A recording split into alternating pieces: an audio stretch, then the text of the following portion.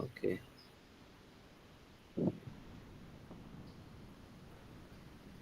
Oke, kita mulai ya kakak-kakak. 14.06. Bismillahirrahmanirrahim. Assalamualaikum warahmatullahi wabarakatuh. Salam sejahtera. Selamat siang untuk kita semua. Puji syukur, marilah kita panjatkan kehadirat Allah Subhanahu wa Ta'ala.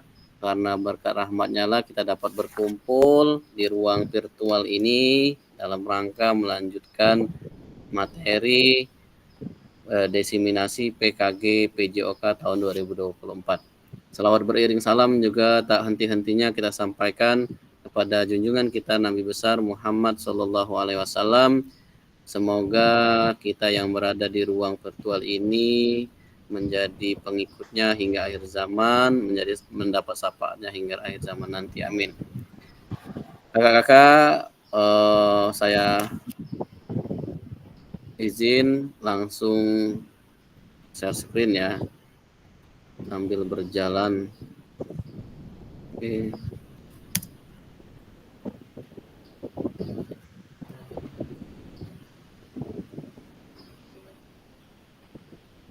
Ini bisa dilihat Kak? Bisa. Oke kakak-kakak, kita lanjutkan. Kakak-kakak yang lain mungkin nanti bisa menyusul karena ini sudah 14.08. Nah kakak-kakak, kita mulai. Salam dan bahagia. Assalamualaikum warahmatullahi wabarakatuh. Salam damai sejahtera, Om Swastiastu, Namo Buddhaya. Salam kebajikan rahayu untuk kita semua di ruang virtual ini. Nah, kakak-kakak, tak jemu-jemunya saya mengingatkan, membacakan kesepakatan bersama yang selalu kita ingatkan, kita sepakati di kegiatan-kegiatan virtual sebelumnya. Yang pertama yaitu menyalakan kamera, yang kedua mematikan mikrofon, yang ketiga hadir seutuhnya, yang keempat menghargai waktu bersama, yang kelima memaksimalkan fitur chat, yang keenam klik raise hand sebelum bertanya, yang terakhir yaitu gangguan teknis adalah hal yang wajar. Nah, inilah kesepakatan Zoom atau Gimit ruang virtual kita pada siang hari ini. Semoga ini semua bisa kita taati agar proses kegiatan kita ini bisa berjalan dengan lancar, dengan baik, sesuai dengan tujuan kegiatan kita pada siang hari ini. Selanjutnya, halo kakak-kakak, tujuan dari sesi kita kali ini yaitu ada 3. Yang pertama yaitu peserta dapat memahami 3 karakteristik utama kurikulum merdeka serta keterkaitannya dengan prinsip pemikiran Ki Hajar Dewantara. Yang kedua, peserta mampu memahami pengembangan kurikulum PJOK. Yang ketiga, peserta mampu memahami penyusunan program PJOK yang berkualitas dengan backward design. Nah, agenda kita pada sesi kali ini yaitu yang pertama backward design, yang kedua pengembangan kurikulum PJOK, yang ketiga yaitu pemikiran Ki Hajar Dewantara atau KHD dan kurikulum merdeka. Nah, kita masuk ke aktivitas yang pertama. Backward design dalam pengembangan kurikulum PJOK. Nah, kakak-kakak, sebelum kita melangkah lebih jauh tentang backward design dalam PJOK ini, saya mau minta pendapat dari kakak-kakak semua. Menurut kakak-kakak, dari skala 1 sampai 10, kakak kira-kira seberapa dalam pemahaman kakak-kakak tentang kurikulum PJOK? Dan boleh menuliskan di kolom chat atau bisa raise hand apabila hendak berbicara. Silakan menuliskan di kolom chat. Menurut kakak-kakak, dari skala 1 sampai 10, kira-kira seberapa dalam pemahaman kakak-kakak tentang kurikulum PJOK? Menurut kakak-kakak, kurikulum PJOK itu yang seperti apa? Karena kita seperti yang kita ketahui bahwa kemarin kita mengikuti atau melakukan proses atau mengikuti atau patokan kita yaitu kurikulum 13 atau K13. Nah, sekarang kita masuk ke kurikulum yang baru yaitu kurikulum Merdeka. Nah, menurut kakak-kakak, ini secara umum baik itu kurikulum K13 ataupun kurikulum Merdeka. Kita belum masuk ke kurikulum Merdeka. Kira-kira seberapa dalam pemahaman kakak-kakak dari skala 1 sampai 10, kira-kira seberapa dalam pemahaman kakak-kakak kurikulum terhadap pemahaman Kak Zulpadli, kata Kak Zulpadli 8. Dan yang lain bisa menuliskan di kolom chat. Kita maksimalkan kolom chatnya, baru Kak Zulpadli. Jadi menurut kakak-kakak dari skala 1 sampai 10, kira-kira seberapa dalam pemahaman kakak tentang kurikulum PJOK? Kak Parlin juga sama, 8. Oke. Kak Alex Zulkarnain, Kak Edo sama, Kak Edo dan Kak Alex 7. Oke. Nggak apa-apa, mau 7, 5 nggak apa-apa. Jadi istilahnya ini kalau dalam proses pembelajaran ini merupakan salah satu asesmen juga ya, asesmen diagnostik atau asesmen awal.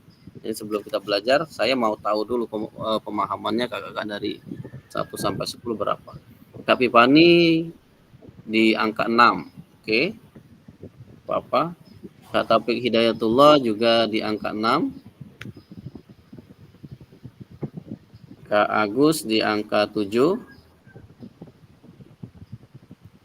Oke, mungkin yang lain bisa menuliskan Kak Lila juga di angka 7. Nah, karena di sini angkanya ada angka 6, 7, dan 8. Saya mau minta pendapat lah. Kira-kira menurut yang angka 6, Kak Taufik Hidayat. Kak Taufik Hidayat memilih angka 6. Alasannya gimana, Kak? Mengapa Kakak memilih angka 6? Boleh, Kak, sedikit bercerita atau menggambarkan lah gimana? Silakan, Kak Taufik. Oke, Kakak, izin Kakak. Kenapa saya milih yang ke-6? Karena untuk kurikulum PJOK, apalagi tentang kurikulum Merdeka ini, Kak, agak susah, Kak. Oke. Jadi belum baru 6, kedalamannya baru 6 ya, Kak Iya, Taufik. belum terlalu, Kak. Kalau di kurikulum K13 kemarin gimana? Kalau yang kurikulum K13 kemarin agak mudah ya, Kak. Karena beda lah, Kak, kurikulum Merdeka ini, Kak. Oke. Ini kita berbicara tentang kurikulum dulu ya, kurikulum dulu. Baik itu kurikulum K13 maupun kurikulum Merdeka. Nah, oke, terima kasih Kak Taufik sudah berpendapat.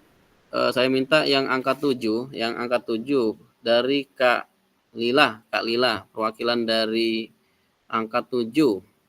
Boleh Kak Lila? Alasan Kak Lila memilih angka 7 gimana, Kak? Kalau menurut saya memilih angka 7 itu, Kak, dari sangkutan kita kurikulum kemarin K13. Belum selesai dengan kurikulum K13, sudah ganti ke kurikulum sekarang ini ya. Jadi belum ada yang kemarin itu juga belum selesai, sudah diganti lagi dengan yang baru. Jadi masih mengambang-ambang. Oke, terima kasih Kak Lila. Kalau boleh tahu Kak Lila mulai mengajarnya dari tahun berapa? Dari tahun 2017, Kak. Oh, 2017. Ini Kurang lebih 4 sudah tahun 7 tahun. setelah kurikulum 2013 ya. Oke. Iya. Terima kasih Kak Lila. Terima kasih sudah berpendapat. Di kolom chat juga ada pendapat dari Kak Pipani. Alasan memilih angka 6, banyak materinya kita sendiri yang akan mencari materi di buku belum lengkap. Oke. Yang angka 8 nih, angka 8. Siapa yang mau berpendapat antara Kak Parlin dengan Kak Zulpadli? Bolehlah Kak Parlin dengan Kak Zulpadli. Oke, Kak Zulpadli silakan Kak.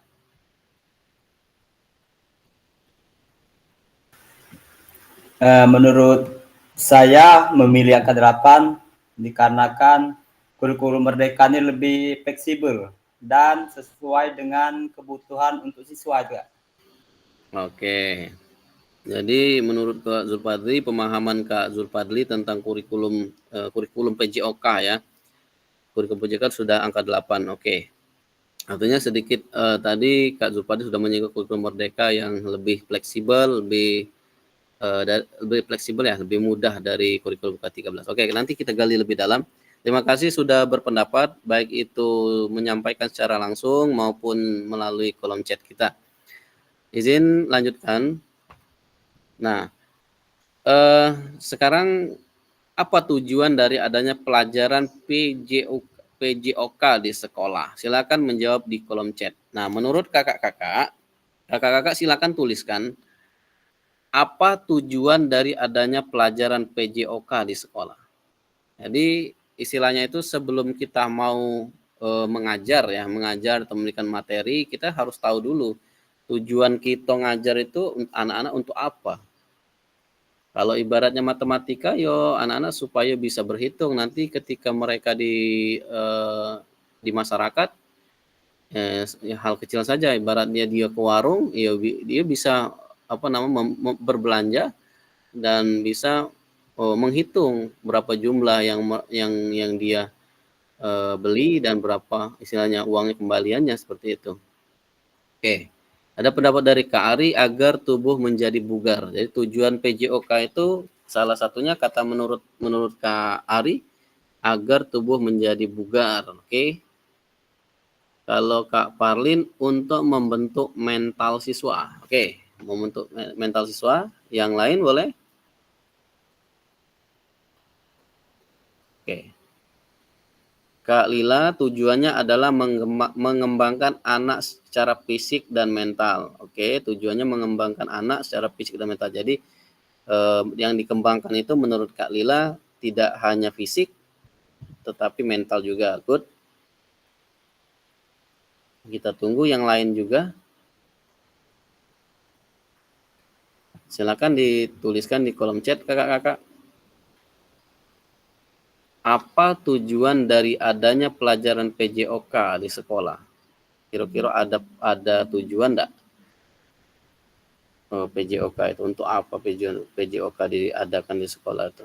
Kalau memang tidak ada tujuannya, ya untuk apa kita ajarkan? Kira-kira menurut kakak-kakak. Kalau menurut Kak Agus Irawan membentuk sikap atau nilai kecerdasan fisik dan keterampilan atau psikomotorik. Oke, lebih lengkap lagi ya. Dan kecerdasan fisik juga, keterampilan ya, sikap. Oke. Tujuannya untuk melatih fisik maupun kemampuan siswa dalam kegiatan olahraga, baik dari permainan dan juga tekniknya. Itu menurut Kak Taufik Hidayat. Good. Kak Alex Zulkarnain, tujuan PJOK di sekolah membentuk karakter anak, baik fisik maupun mental anak. Oke, tujuan dari pelajaran PJOK adalah untuk membentuk fisik dan mental peserta didik. Oke, rata-rata Kak Edo, Kak ini hampir sama, pendapatnya hampir sama. Yang lain silakan menuliskan di kolom chat, atau yang mau berbicara atau menyampaikan secara langsung boleh raise hand-nya. Yang terkendala sinyal boleh lewat kolom chatnya, maksimalkan kolom chat. Oke.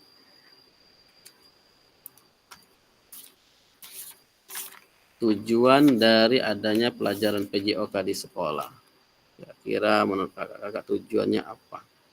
Jadi seperti yang kita ketahui bahwa kita mengajar PJOK itu ada kognitif ya, ada psikomotor dan efektif. Jadi tidak hanya kita mengajarkan materi, tetapi juga materi secara kognitif atau pengetahuan, tetapi juga kita mengajarkan psikomotor. Menurut Kak Agus tadi, psikomotor atau keterampilan, dan juga tentunya yang tidak kalah pentingnya yaitu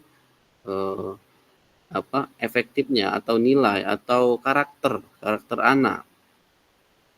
Oke. Oke, mungkin masih ada yang ingin yang belum menuliskan. Kak Zulpadli, tujuan pembelajaran PJOK di sekolah mengembangkan fisik dan sportivitas siswa. Oke, ada fisik dan sportivitas siswa. Oke, masih ada yang belum menuliskan. Di sini di Kak Agus ada, Kak Alek, Kak Edo, Kak Fala, Kak Farlin, Kak Lila, Kak Ari, Kak Jeko, Kak Taufik, Kak Zulpadli. Kak Vivani belum ini ya, terlempar ya artinya. Oke. Oke, nanti kita akan bahas lebih dalam tentang tujuan adanya PJOK di sekolah. Terus kita lanjutkan. Nah, jadi kakak-kakak, menurut capaian pembelajaran PJOK di kurikulum Merdeka tahun 2024, pendidikan jasmani, kesehatan, dan olahraga atau PJOK bertujuan sebagai pembelajaran bagi peserta didik dalam yang pertama. Yang pertama tujuannya yaitu mengembangkan, menerapkan, dan mengevaluasi keterampilan, konsep, strategi gerak yang akan menjadi disposisi untuk berpartisipasi dalam berbagai aktivitas jasmani dengan penuh percaya diri, kompetensi, dan kreativitas. Yang kedua, membantu dan memberi dukungan mereka dalam memilih gaya hidup sehat dan aktif secara jasmani. Yang ketiga, membangun dan menerapkan keterampilan sosial dan emosional melalui konteks pembelajaran yang menekankan nilai-nilai fair play, kerjasama tim, dan inklusivitas. Dan yang keempat yaitu menanamkan apresiasi dan mengembangkan sikap positif untuk aktif secara jasmani sepanjang hayat sebagai upaya peningkatan keseluruhan kualitas hidup. Nah, jadi menurut CP atau capaian pembelajaran PJOK di kurikulum Merdeka ini ada 4 tujuannya. Kata kuncinya yaitu mengembangkan, menerapkan, mengevaluasi. Ya, seperti yang kita ketahui bahwa ketika kita membuat tujuan pembelajaran, ya, baik itu di kurikulum K13 maupun kurikulum Merdeka, kita kenal dengan adanya sintak kalau nggak salah ya, yang dari Bloom itu ya. Ada C1, C2, C3, C4 sampai C6. Nah, tujuannya yaitu mengembangkan katanya, menerapkan dan mengevaluasi keterampilan, konsep gerak, strategi gerak untuk berpartisipasi dalam berbagai aktivitas jasmani. Nah, jadi berbagai aktivitas jasmani.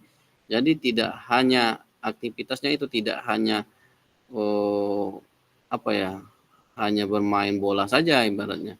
Bisa aktivitas atletik, kebugaran jasmani, senam, bisa dipakai untuk melakukan aktivitas jasmani. Yang kedua yaitu tadi dukungan mereka dalam memilih gaya hidup sehat dan aktif secara jasmani juga. Nah, selain dia berpartisipasi aktif dalam aktivitas jasmani atau fisiknya, dia juga dapat memilih gaya hidup sehat dan aktif secara jasmani. Nah, jadi gaya hidup sehatnya juga itu merupakan tujuan dan pelajaran PJOK di sekolah. Yang ketiga tadi mengembangkan dan menerapkan keterampilan sosial dan emosional. Nah, jadi selain mereka bisa bermain atau aktif bergerak, berolahraga, tetapi yang tidak kalah pentingnya yaitu keterampilan sosialnya. Bagaimana dia bersikap dengan teman dan mengontrol emosinya ketika ada sesuatu, ketika bermain dengan teman-temannya, tidak langsung marah ketika dia dijatuhkan temannya. Itu semua adalah hal yang penting untuk diajarkan kepada anak-anak kita di sekolah. Yang terakhir tadi yaitu sikap positif dan aktif secara jasmani sepanjang hayat. Jadi kita kita sebagai guru PJOK memberikan atau apa ya, membudayakan bahwa supaya anak-anak itu aktif secara jasmani atau bergerak sepanjang hayat sebagai upaya peningkatan keseluruhan kualitas hidup. Oke. Jadi kesan PJOK atau olahraga itu jasmaninya itu melekat dan membudaya sepanjang hayat. Jadi ketika mereka dewasa nanti dia mengerti bahwa olahraga itu penting atau aktivitas fisik yang dalam olahraga itu penting. Budaya hidup sehat dalam olahraga itu sangat penting untuk kelangsungan hidupnya. Oke, selanjutnya yaitu mari berdiskusi, sesuaikan pertanyaan pada slide berikut. Silakan tulis di kolom chat atau resen untuk menyampaikan pendapat Bapak Ibu. Oke, terlepas dari kurikulum apapun, ya, terlepas dari kurikulum apapun, baik itu kurikulum 13 maupun kurikulum Merdeka sekarang, apakah selama ini kakak-kakak sudah memahami dengan baik tujuan mata pelajaran dan menjadikannya sebagai acuan? Kira-kira menurut kakak-kakak, selama ini kakak-kakak sudah memahami dengan baik tujuan mata pelajaran dan menjadikan sebagai acuan atau belum? Silakan. Menurut kakak terlepas dari kurikulum apapun, baik itu kurikulum K13 maupun kurikulum Merdeka. Jadi, apakah selama ini Bapak Ibu atau kakak-kakak sudah memahami dengan baik tujuan mata pelajaran dan menjadikan sebagai acuan? Oke, silakan Kak Jeko menyampaikan. Yang lain juga bisa berpendapat lewat kolom chat kita atau resen. Baik, Assalamualaikum warahmatullahi wabarakatuh. Waalaikumsalam warahmatullahi wabarakatuh. Selamat siang kakak-kakak semuanya, mohon izin. Baik, di sini Kak Iman, mungkin saya mau meminta penilaiannya ya. Untuk selama ini yang saya lakukan pada pembelajaran PJOK, yaitu tujuan saya siswa itu mampu atau bisa melaksanakan permainan tersebut sesuai dengan tekniknya. Misalnya sepak bola tadi, siswa itu emang harus benar bisa menendang, menahan, menggiring, dan lain sebagainya. Misalnya juga bola kasti, siswa itu bisa memukul, menangkap, dan melempar. Jadi tujuan saya yaitu siswa itu mampu dalam melaksanakan permainan tersebut. Terima kasih. Oke, terima kasih Kak Michael Jackson atau Kak Jeko sudah menyampaikan ya yang dilakukan Kak Jeko ketika mengajar PJOK. Tujuan Kak Jeko menyampaikan, misalkan tadi disebutkan bahwa untuk permainan bola kasti, anak-anak bisa setelah pembelajaran ini anak-anak bisa melempar bola atau menangkap bola, atau tadi kalau sepak bola menendang bola, seperti itu Kak Jeko.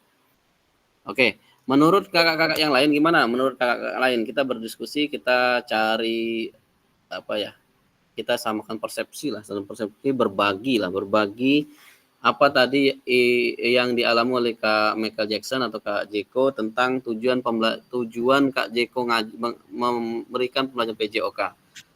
Gimana menurut kakak-kakak? Ya, apa yang betul, betul?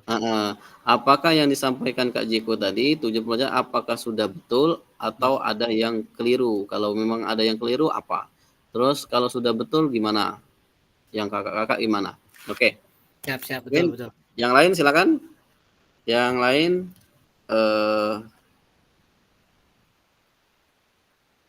silakan, kita tunggu yang lain untuk berpendapat. Yang belum berbicara boleh, yang belum berbicara untuk menyampaikan pendapatnya. Kira-kira menurut kakak-kakak tadi yang dilakukan oleh Kak Jeko sudah benar atau belum? Kalau sudah benar, mengapa? Dan kalau belum benar, harusnya bagaimana? Tidak usah takut salah Kak, kita sama-sama belajar. Saya juga belajar, kakak-kakak juga belajar. Tadi Kak siapa ya? Kak Lila sudah menyampaikan. Kak Parlin ya. Kak Parlin kalau nggak salah tadi udah menyampaikan. Kak Jeko, Kak Taufik sudah, Kak Zulfadli sudah. Yang belum? Saya minta yang belum untuk berpendapat.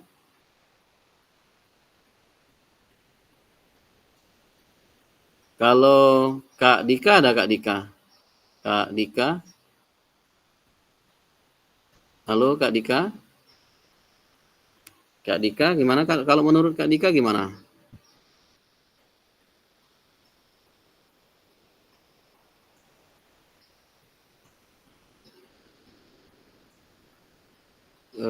Kalau enggak ada Kak Dika, Kak Agus. Kak Agus belum berbicara Kak hari ini. Gimana Kak Agus? Menurut Kak Agus? Oke, kalau Oke, Jawab Gus, sip baik. untuk terlepas dari jawaban Kak Jeko, saya sependapat sudah memahami tujuan pelajaran PJOK itu benar. Tadi sudah bisa menggiring tadi kan. Saya sependapat intinya dari kurikulum mengenai tujuan pelajaran ini menjadikan acuan bahwasanya kita ngajar PJOK ini untuk melatih anak bergerak lah, intinya kayak gitu. Jadi kalau saya pribadi sependapat dengan jawaban Kak Jeko itu Kak Iman. Oke, nah terima kasih Kak Agus. Kalau Kak Agus tadi sependapat, yang dilakukan Kak Agus sama seperti Kak Jeko. Kak Pala ini sudah membuka mikrofon. Gimana? Kalau Kak Pala gimana Kak? Nah, tertinggul ini Pak sebenarnya. What single? Oke.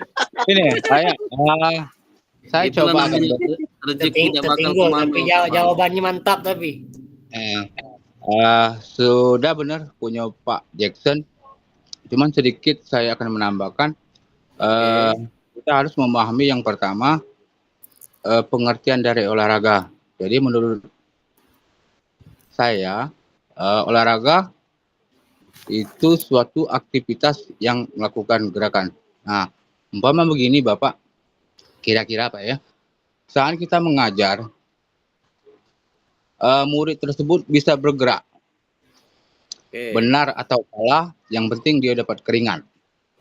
Kemudian siswa itu banyak minatnya kurang. Tetapi ketika sahabatnya atau teman-teman yang melakukan gerakan-gerakan itu, maka naluri dia akan ikut. Maka suatu proses pembelajaran dia akan tercukupi atau tersalurkan pembelajaran itu. Makanya kita harus banyak metode, ide. Walaupun budak itu malas, tetapi dengan metode kita yang menarik, insya Allah budak itu akan bangkit untuk melaksanakan suatu kegiatan tersebut. Mungkin itu saja. Assalamualaikum warahmatullahi wabarakatuh. Oke, waalaikumsalam warahmatullahi wabarakatuh. Kak Pala Padlun juga tadi setuju dengan apa yang dilakukan Kak Jeko dan Kak Pala juga sudah memberikan penguatan atau pandangan menambahi apa tadi yang sampai Kak Jeko. Kalau Kak Jeko ibaratnya Kak Jeko ketika mau mengajarkan sepak bola tadi tentang teknik dasar permainan sepak bola, menendang bola dengan kaki bagian dalam. Tujuannya kira-kira kalau Kak Jeko membuat tujuan pembelajaran gimana? Misalkan Kak Jeko materinya itu menendang bola. Kalau membuat tujuan pembelajarannya gimana? Ya tujuannya itu tadi siswa bisa melakukan passing, misalnya pertama dengan jarak dekat dulu kan, terus jauh seperti itu diukur. Dan passingnya pas seperti itu, tidak misalnya dua siswa kan berhadapan seperti itu. Oke. Jadi intinya ketika kita memberikan atau mengajarkan suatu materi kepada anak-anak, kita harus tahu dulu ya. Yang pertama yaitu tujuannya. Jadi tujuan kita mengajarkannya untuk apa? Pertama, siswa setelah pembelajaran ini, siswa dapat mempraktekkan. Nah, mempraktekkan gerak menendang bola dengan kaki bagian dalam. ya dengan kakian bagian dalam dengan benar. Atau kalau sekarang di kurikulum Merdeka kita spesifikannya dengan jarak atau beberapa kali, kalau ibaratnya passing berapa kali. Jadi intinya ketika kita menyampaikan materi tersebut, materi itu disampaikan dan kita bisa mengukur. Jadi tidak hanya kita melihat mereka bisa menendang bola saja, tapi ukuran atau kata-katanya. Intinya kita bisa mengukurnya. Kita tahu bahwa tujuan pembelajaran kita tercapai itu ketika ibaratnya anak tadi melempar bola tadi 10 kali sesuai dengan target kita. Itu seperti itu. Kira-kira seperti itu. Itu sebenarnya yang sudah disampaikan Kak Jeko itu sudah benar. Seperti yang kita ketahui bahwa untuk membuat tujuan pembelajaran itu ada formasi singkatannya yang namanya ABCD. Kakak sudah pernah dengar ABCD, tentang ABCD? Sudah, Kak. Membuat tujuan pembelajaran. Kalau A itu apa, Kak Agus? Audiens, ya, audiens. Kalau audiens itu siapa audiens? Siswa, peserta didik. Peserta didik, siswa, ya. Anak, ya. Itu audiens. Terus kalau B-nya? Behavior itu pengetahuan loh saudara ya. Behavior. Misalnya apa? Anak-anak itu behavior itu kegiatannya. Peserta didik dapat melakukan, dapat melakukan itu behavior. ABC-nya kondisinya kan? Kondisinya apa? Gerak apa tadi? Dapat melakukan passing ibaratnya. Kondisinya passing atau passing dalam permainan sepak bola. Iya. D-nya tuh degree. Degree-nya tuh ya kalau dulu dengan benar, tapi kalau di kurikulum Merdeka kita ajarkan lebih kalau Fasil kami kemarin mengajarkan jangan dengan benar. Kalau dengan benar itu tidak bisa diukur katanya. Kalau dengan benar, tetapi kalau dengan jarak ibaratnya sekian, terus kalau di passing atas tadi berapa kali misalkan, itu bisa diukur. Dan seperti itu. Jadi untuk membuat tujuan pembelajaran itu dengan cara ABCD ya. Oke. Kita lanjutkan. Terima kasih tadi Kak Jeko. Nanti kita ulas lebih dalam mengenai kurikulum PJOK ini di slide-slide berikutnya. Izin melanjutkan.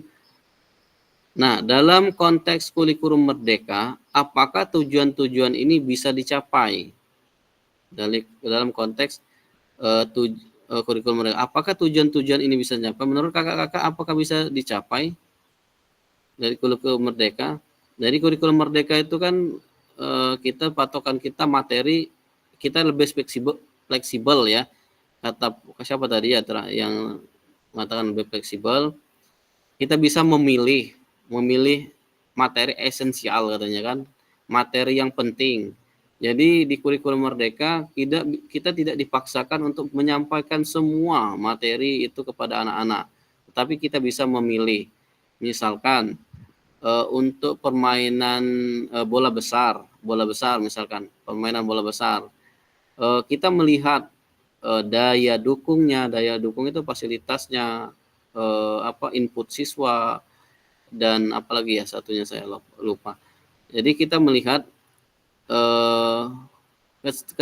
ketersediaan atau yang paling menonjol ya renang misalkan. Kak Agus kan mengajarkan renang, sementara di sekolah kita tidak ada kolam sama sekali, jauh dari kolam. Kalau di kota misalkan bisa kita sekali-kali ke sana ke kolam, tetapi kalau di desa yang misalnya tidak ada kolam, nah itu tidak kita ajarkan, karena itu tadi, karena sesuai dengan kondisi, dengan keadaan dan atau fasilitas yang kita inginkan. Lebih baik kita cari materi-materi yang memang esensial, memang penting untuk diajarkan kepada anak-anak. Misalkan anak-anak yang di daerah daratan tinggi, nah itu sangat penting atletik, karena ibaratnya mereka berjalan ke sekolah jalan kaki, tapi kalau mereka tidak tidak terbiasa dengan yang namanya bergerak, berjalan, dengan aktivitas fisik,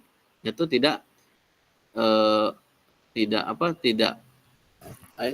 intinya kita harus mengajarkan itu daripada kita mengajarkan ibaratnya renang tadi. Itu maksudnya esensialnya itu seperti itu.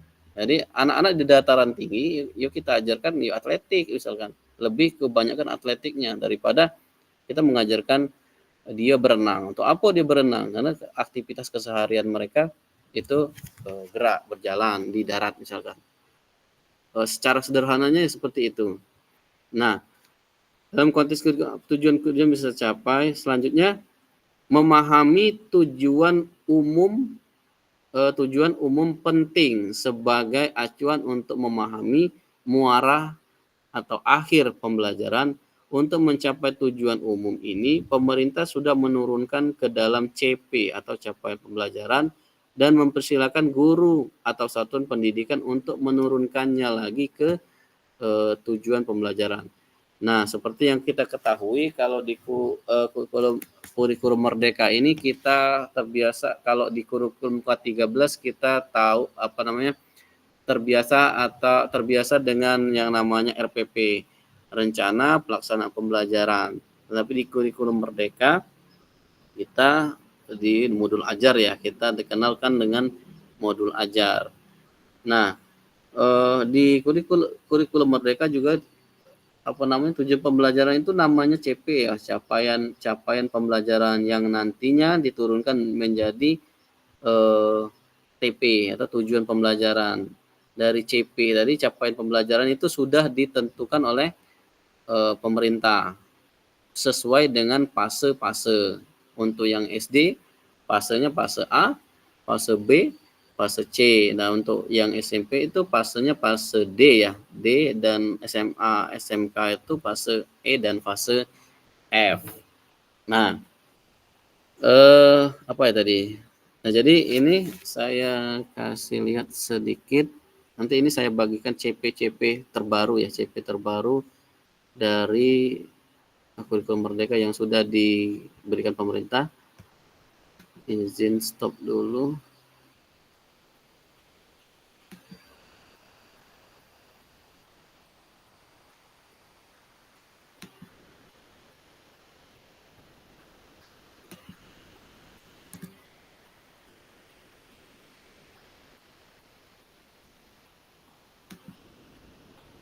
Apa bisa dilihat, Kak? Bisa dilihat? Bisa. Bisa. Oke. Nah, jadi ini CP PJOK tahun 2024 untuk kurikulum Merdeka.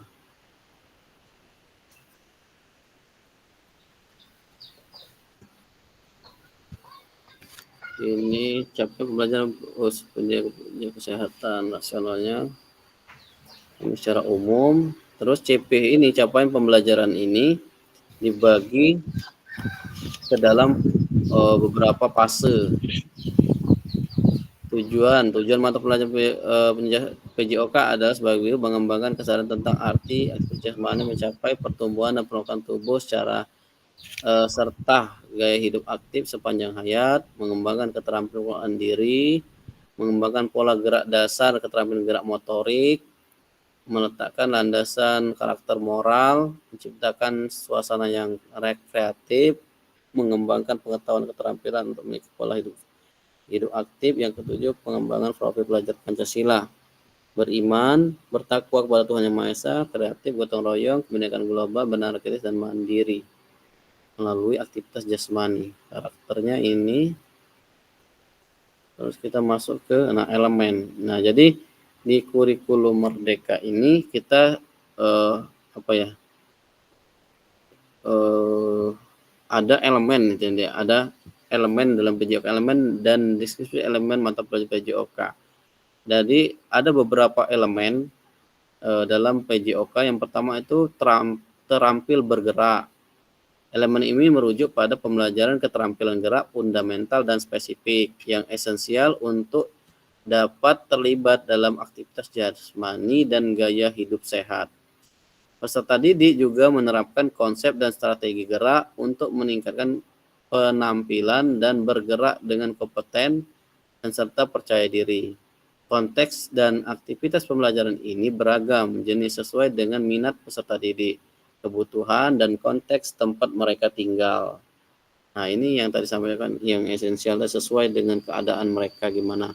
Beberapa contohnya adalah aktivitas pola gerak dasar, aktivitas senam, aktivitas gerak berirama, aktivitas pilihannya permainan, dan aktivitas olahraga air. Nah, olahraga air ini kondisional. Kondisional ini menyesuaikan, bisa boleh diajarkan, boleh tidak, sesuai dengan keadaan ya. Kondisional, terampil bergerak, bertujuan untuk membangun fondasi dasar keterampilan motorik dan literasi jasmani, memperoleh dan menghaluskan berbagai keterampilan sehingga peserta didik menjadi mumpuni dan.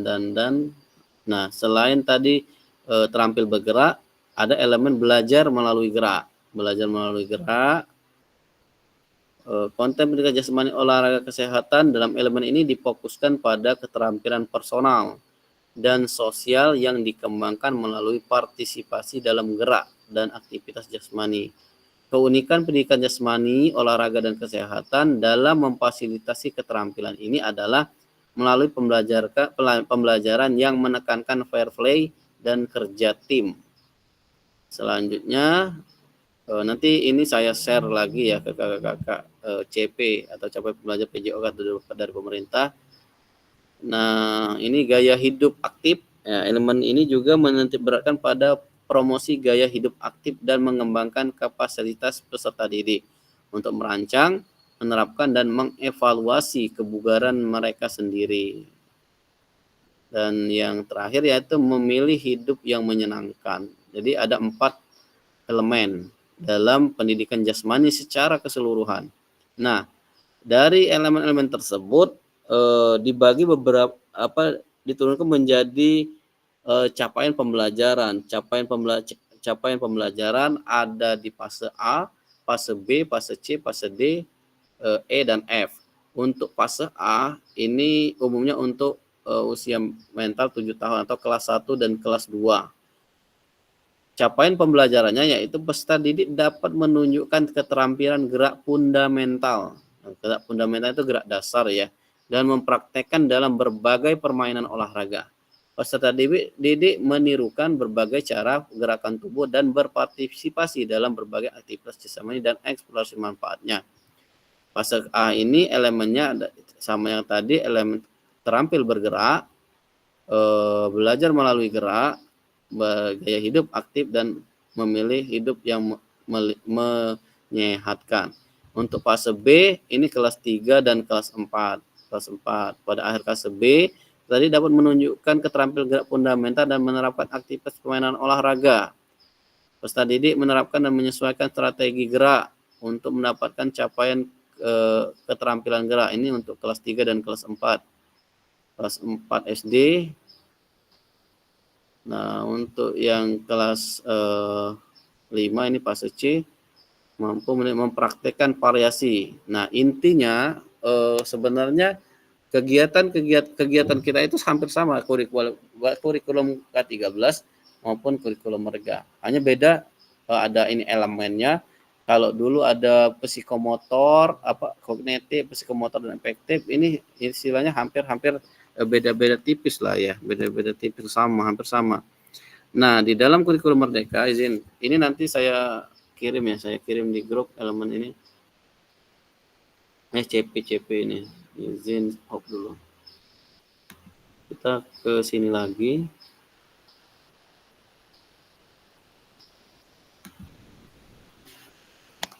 Ke sini.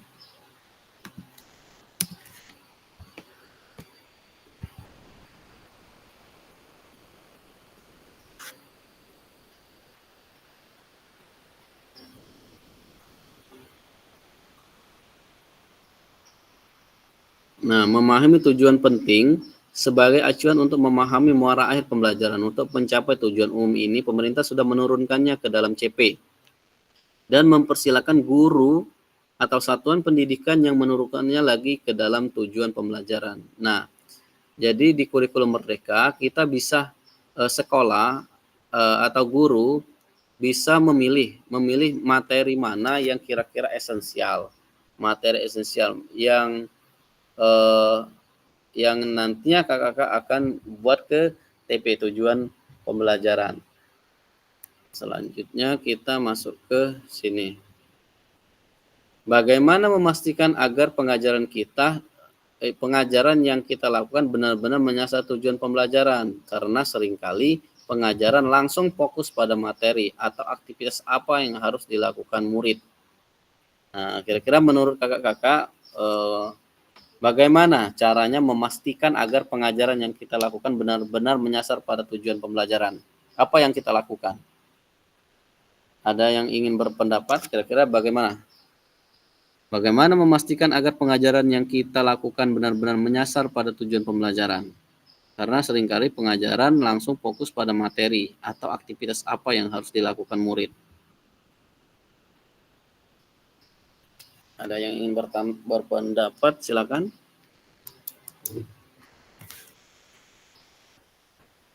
Berpendapat.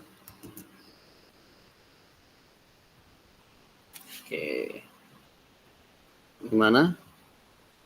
Yang belum berbicara siapa ya?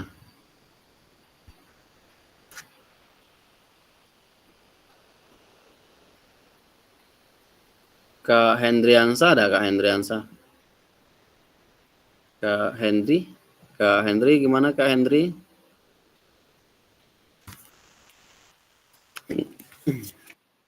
Kak Pipani melalui permainan, Kak. Oke. Bagaimana memastikan agar pengajaran yang kita lakukan benar-benar menyasar pada tujuan pembelajaran? Bagaimana? Oh, melalui permainan. Oke, melalui permainan yang bagaimana? Gimana menurut Kak Pipani? Menurut Kak Pipani tadi melalui permainan gimana maksudnya? Karena seringkali pengajaran langsung fokus pada materi atau aktivitas apa yang harus dilakukan murid. Jadi untuk mengonsep atau membuat, karena kan kita mengajar itu harus ada menggunakan media atau strategi pembelajaran yang supaya tujuan pembelajaran kita itu bisa langsung diterima oleh peserta didik kita. Kira-kira menurut Kak Fifani, gimana Kak Fifani? Kita mengajarkan suatu materi itu gimana? Harus gimana maksudnya supaya bisa menyasar langsung ke tujuan pembelajaran. Apa kalau Kak Fifani gimana? Kalau mengajarkan materi langsung ke materi atau gimana? Langsung silakan Kak Fifani berpendapat. Kalau menurut saya, kalau saya mengajar seperti biasa, seandainya materi kita untuk hari ini misalnya tentang permainan bola kecil, misal ya. Yang kita ambil permainan bola kecil itu tentang permainan kasti. Nah, di sini kita kalau saya ajarkan untuk yang materi awal kita misalnya memukul ya. Kita ajarkan dulu anak bagaimana cara memukul. Kemudian cara memegang bola, cara memegang pemukul, kemudian langsung kita praktekkan seperti itu. Oke, nah Oke, good. Lanjut kemudian cara menangkap dan cara melempar. Setelah kita praktekkan inti-intinya, tekniknya, kemudian kita langsung ke permainan, begitu Kak Iman. Oke, terima kasih Kak. Kak Pipani jenjang apa Kak Pipani kalau tahu? Boleh tahu. SD. SD ya? Iya. Oke. Terima kasih Kak Pipani. Mungkin ada yang ingin berpendapat selain Kak Pipani atau ada yang beda dari apa yang disampaikan Kak Pipani? Kalau saya misalkan saya tidak cak itu, saya cak ini. Nah, kira-kira ada yang ingin berpendapat? Kalau tadi Kak Pipani kalau mengajarkan permainan bola kasti, Kak Pipani mengajarkan tekniknya dulu. Oh, ini cara memegang bolanya seperti ini. Kalau menangkap bola dengan dua tangan tuh seperti ini. Atau melempar bola itu seperti ini. Baru Kak Pipani mempraktekkan terus dan akhirnya Kak Pipani anak-anak melakukan permainan seperti itu. Kalau Kak Pala gimana? Kak Pala, silakan Kak. Oh ya. Assalamualaikum lagi. Ya, Kalau saya Pak kalau saya ada 2 metode karena siswa peserta didik itu daya tangkapnya itu kan beda-beda, ada yang visual, kemudian ada yang itu dan ini ada 3 jadi saya lupa nih Pak. Kemudian untuk saat pembelajaran yang menurut saya Pak menurut saya baik, pertama kita menaikkan video visual. Terkait dengan strategi ya, media, Ya. oke. Ya. Nah, kemudian setelah murid melihat aktivitas visual itu, kemudian kita langsung membuat ide ke lapangan. Lanjut dari itu, kita banyak menggunakan ice breaking. Ice breaking menggunakan bola, tidak menggunakan bola ataupun tidak menggunakan bola. Yang penting anak itu bisa memahami proses pembelajaran itu sendiri. Kemudian kita berusaha memancing anak yang mana gerakan yang belum dia bisa. Maka ketika anak itu melihat, kita langsung praktekkan. Mungkin itu saja. Assalamualaikum warahmatullahi wabarakatuh. Waalaikumsalam. Terima kasih Kak Fala sudah menanggapi apa tadi yang disampaikan oleh Kak Vipani. Terima kasih Kak Fala. Mungkin ada yang lain setuju dengan apa yang disampaikan Kak Fala? Itu agak agak berbeda ya, agak berbeda sedikit dengan Kak Vipani. Kalau Kak Vipani menyampaikannya dengan cara ya mengajarkan pengetahuannya, cara memegang bolanya seperti ini, melemparnya seperti ini, baru mereka praktek. Tadi kalau Kak Fala ada strategi lain. Kak Fala menyampaikan materi permainan bola kasti tadi, dia menggunakan video dulu, katanya memfasilitasi anak sesuai dengan latar belakangnya. Ada anak visual, ada anak kinestetik, ada anak audio, itu difasilitasi oleh Kak Fala. Baru mereka tadi setelah Kak Fala menyampaikan dengan video, dengan gambar, dengan dia praktek langsung tadi, baru anak-anak ke lapangan. Mungkin yang lain, kalau yang lain gimana? Ada 2 ini ya. Dan itu ya tidak salah ya, tidak salah, itu strategi masing-masing. Atau mungkin Kak Vipani bisa mengadopsi apa yang tadi dilakukan oleh Kak Fala. Yang intinya bahwa proses pembelajaran tersebut anak-anak bisa tujuan pembelajaran yang kita sampaikan bisa diterima dan anak-anak menjadi senang dengan permainan tersebut, dengan materi tersebut. Jadi anak-anak tuh setelah kita ajarin, anak-anak bisa mau atau bergerak atau mau mencoba kembali dengan strategi-strategi yang harus kita terapkan, atau dengan permainan kelompok atau dengan games dulu, tidak langsung melakukan praktek melempar bola, karena atau dengan yang kemarin kita sampaikan, kita segel bahwa asesmen awal harus kita petakan dulu anak-anak yang mana yang kelompok ini anak-anak yang memang belum pernah main kasti. Yang kedua ini ya melempar bola lah pacak, tapi menangkap bolanya belum. Yang ini ya memang yang kesehariannya tiap petang dia main bola, main kasti di ini. Itu harus kita petakan. Jadi kita menyampaikan tadi secara yang Kak Fala tadi, ya kita kenalkan dulu geraknya seperti ini, melalui video boleh, gambar boleh, dan secara langsung boleh. Dan selanjutnya ya kita menyampaikannya dengan pemetaan tadi. Anak-anak yang bisa yang baru mengenal, ya kita harus kita bedakan dengan yang sudah mahir seperti itu. Oke, terima kasih sudah berpendapat. Kita upload dulu untuk Kak Vipani dan Kak Fala Fadlun sudah menyampaikan. Selanjutnya kita ke proses backward design dalam pengembangan kurikulum secara umum melalui 3 tahapan di bawah ini. Yang pertama, mengidentifikasi CP atau capaian pembelajaran. Yang kedua, menentukan metode penilaian. Dan yang ketiga, merencanakan pengalaman belajar dan strategi pembelajaran. Jadi ketika kita menyampaikan suatu materi, menurut backward design ini, kita harus yang pertama mengidentifikasi CP-nya dulu. Capaian pelajaran yang akan kita lakukan, azan ya.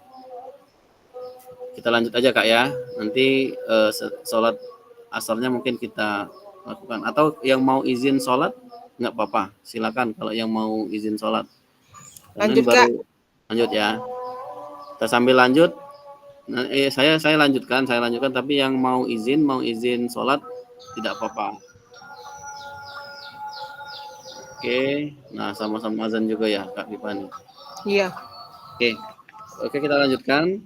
Jadi mengidentifikasi capaian pembelajaran. Yang kedua menentukan metode penilaian. Nah, metode penilaiannya seperti apa? Yang ketiga merencanakan pengalaman belajar dan strategi pembelajaran. Jadi strategi pembelajaran juga harus kita siapkan ketika kita melakukan menyampaikan materi pembelajaran di kelas. Selanjutnya itu pesan kuncinya yaitu backward design merupakan proses sistematis yang memastikan kesesuaian kurikulum dengan capaian pembelajaran yang diinginkan. Backward design juga pada akhirnya membantu guru menyelaraskan antara tujuan, langkah pembelajaran, dan penilaian. Jadi proses penyampaian materi dalam backward design ini ada 3. Yang pertama yaitu tujuan. Jadi kita tahu dulu tujuan kita ngajarin itu apa tujuannya. Tujuannya apa, langkah-langkah pembelajarannya bagaimana, dan terakhir penilaiannya itu seperti apa. Jadi ada 3. Jadi istilahnya di modul ajar atau di RP, rencana pembelajaran itu secara umum itu ada 3. Secara umum ada 3 tadi. Yang pertama yaitu tujuan, ada langkah-langkah pembelajaran, langkah-langkahnya seperti apa. Jadi harus spesifik ya langkah-langkahnya. Ya, anak-anak dengan bekerja kelompok, dengan berpasangan, itu strategi-strategi yang bisa dilakukan atau langkah-langkah pembelajaran mulai dari kita mengecek kehadiran seperti kita membuat RPP ya. Dan yang terakhir yaitu penilaian. Penilaiannya seperti apa? Oke, kita lanjutkan ke aktivitas kedua yaitu penyusunan program PJOK.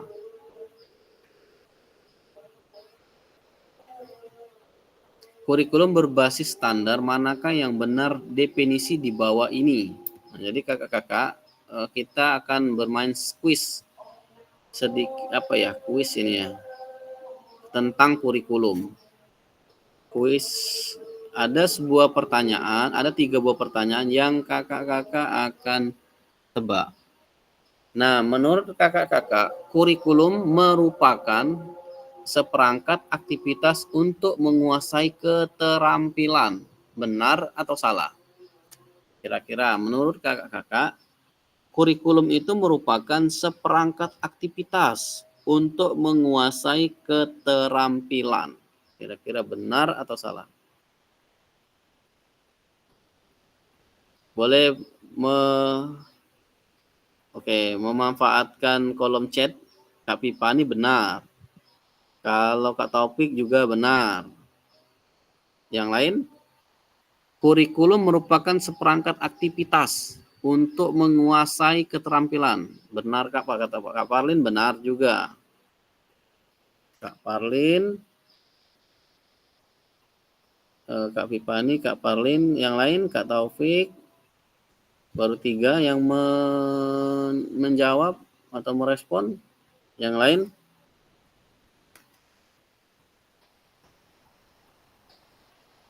Gimana menurut yang lain? Kurikulum merupakan seperangkat aktivitas untuk menguasai keterampilan. Apakah hanya keterampilan atau ada yang lain? Gimana?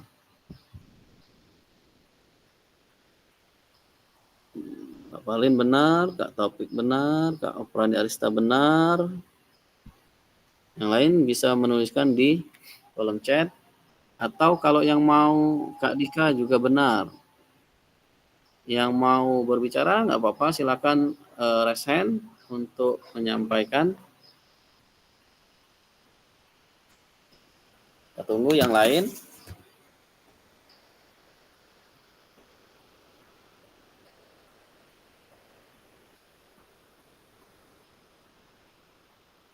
Kurikulum merupakan seperangkat aktivitas untuk menguasai keterampilan.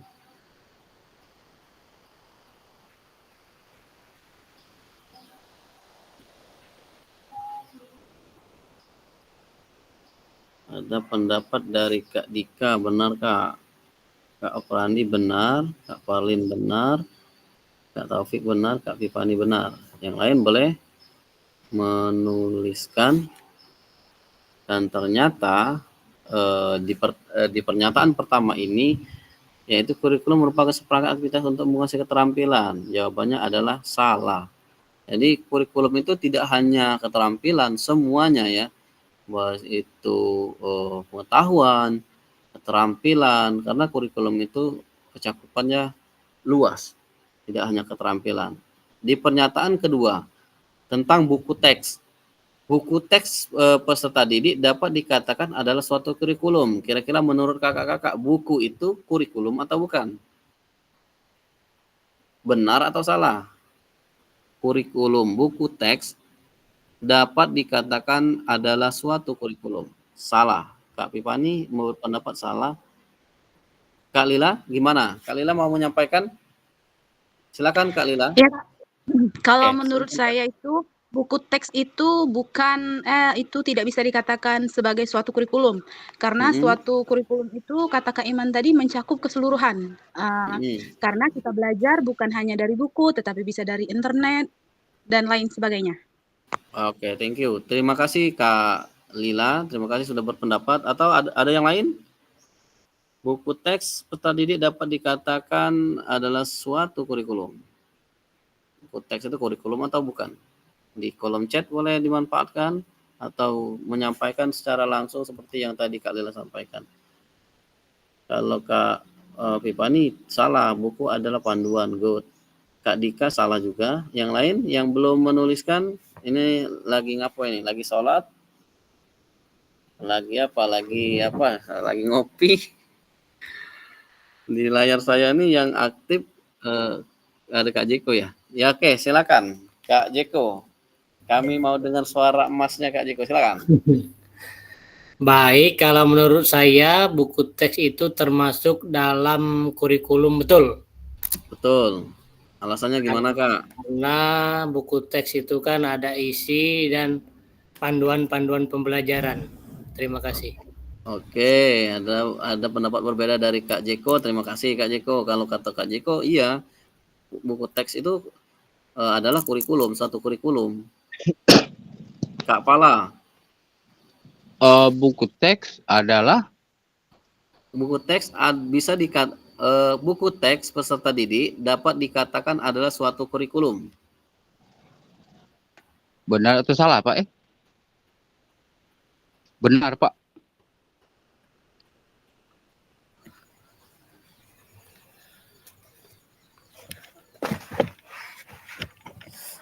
Sebentar. Ya, pinggir aja, ayo kami nirti. Bentar ya. Oi, ke Banu Ayu aku nih nyakar sinyal. Jauh kacang motor. Di kurang nonton orang bidar. Di Kuripan mati lampu kati sinyal ngit ujud.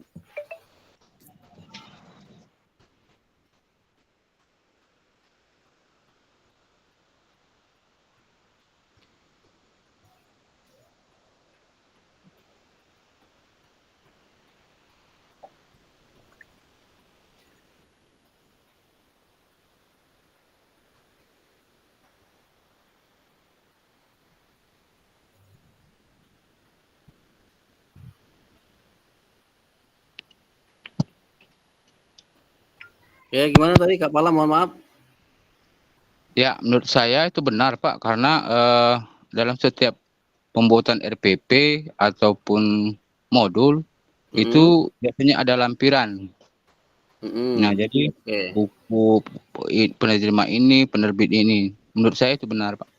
Benar, oke. Menurut Kak Pala juga benar. Oke, saya baca dulu. Di kolom chat sudah banyak yang menulis. Dari Kak Dika tadi buku teks salah. Buku teks membantu memaparkan materi sesuai kurikulum. Kalau Kak Taufik, benar Kak, karena di dalam buku tersebut sudah menunjukkan berbagai macam cara pembelajaran yang akan disampaikan dan merupakan hal yang sangat penting. Oke, Kak Oprandi salah. Buku teks tidak dapat dikatakan kurikulum secara keseluruhan karena kurikulum mencakup sesuatu yang lebih luas. Namun buku teks adalah salah satu komponen penting dalam kurikulum. Oke, luar biasa, tepuk tangan untuk kita semua. Oke, kita lihat jawabannya. Dan ternyata salah. Jadi buku teks itu buku teks Ustadz itu belum bisa dikatakan kurikulum, tetapi buku teks bisa mendukung bahan pendukung untuk menyampaikan suatu materi. Seperti tadi yang disampaikan oleh salah satunya disampaikan oleh Kak yang terakhir apa Kak Arista ya, Kak Korani Arista ya. Oke. Selanjutnya kita ke pertanyaan ke-3. Kurikulum adalah suatu standar untuk mengetahui apa yang peserta didik harus pelajari, meliputi keterampilan, pengetahuan, dan sikap. Gimana? Benar atau salah?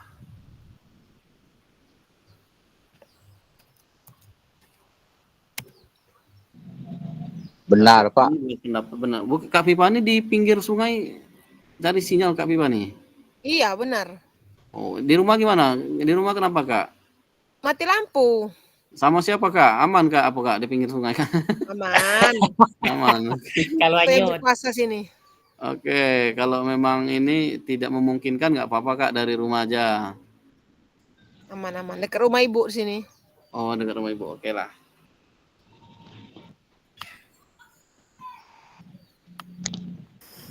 Pulang kampung itu. Iya, benar. Oke. Aku tak galak ketinggalan Kak Iman. Tadi siapa ya? Yang penting ada kawan Kak, jangan dewean di pinggir sungai. Iya. Kalau Kak Dika juga benar. Kak siapa ya? Kak Agus betul, Kak Jeko betul, Kak Pipani betul, Kak Dika benar. Oke, rata-rata benar. Dan kita lihat, coba kita lihat dulu. Jeng jeng. Jeng jeng jeng. Artinya Nah, oke, kan? benar ya. Jadi kurikulum itu suatu standar ya. Standar untuk mengetahui apa yang peserta didik harus pelajari, meliputi keterampilan, pengetahuan, dan sikap. Artinya semua ya. Tidak hanya tadi yang disampaikan di pertama menguasai keterampilan saja, tetapi juga pengetahuan, keterampilan, dan sikap. Yang kita kenal dengan kognitif, psikomotor, dan efektif. Oke, kita lanjutkan ke slide berikutnya. Udah bisa. Oke. Nah, komponen kurikulum pada satuan pendidikan pelaksana kurikulum merdeka ada 5 ya. Kalau di sini ada 5 komponen kurikulumnya. Yang pertama struktur kurikulum, yang kedua capaian pembelajaran atau CP, yang ketiga pembelajaran dan asesmen, yang keempat penggunaan perangkat ajar, yang kelima kurikulum satuan pendidikan. Jadi ada 5 komponen kurikulum pada satuan pendidikan pelaksana kurikulum merdeka. Struktur kurikulumnya, capaian pembelajarannya, pembelajaran dan asesmennya atau penilaiannya, penggunaan perangkat ajar tentunya modul ajar ya, dan kurikulum satuan pendidikan.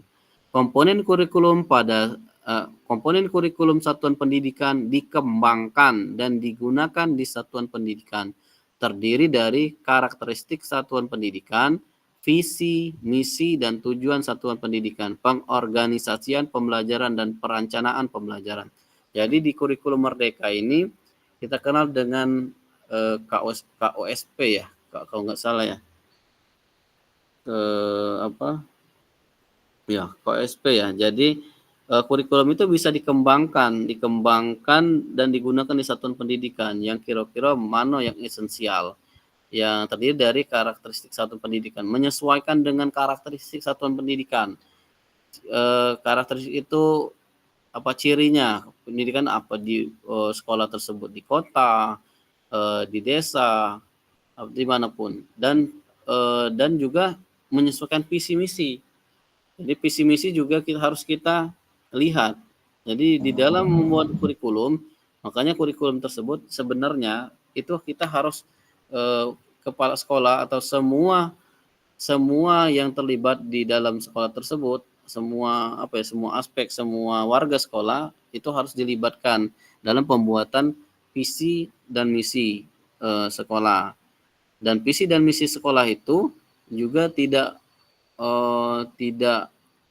tidak yang seperti sekarang dari visi misi dari tahun 2000 sekolah terus berdiri sampai 2024 masih itulah. Jadi visi misi itu bisa berubah-ubah, fleksibel, menyesuaikan dengan perkembangan sekolah tersebut. Dan itu juga kita harus membuat visi misi juga harus mendengarkan suara dari warga sekolah lain, tidak hanya guru, tetapi juga warga-warga yang lain, dari siswa, dari guru, tenaga pendidikan lain, kepala sekolah, juga wali siswa, agar pelaksanaan atau pembelajaran sekolah tersebut bisa memang benar-benar mencapai atau sesuai dengan visi dan misi yang dibuat seperti itu. Oke, selanjutnya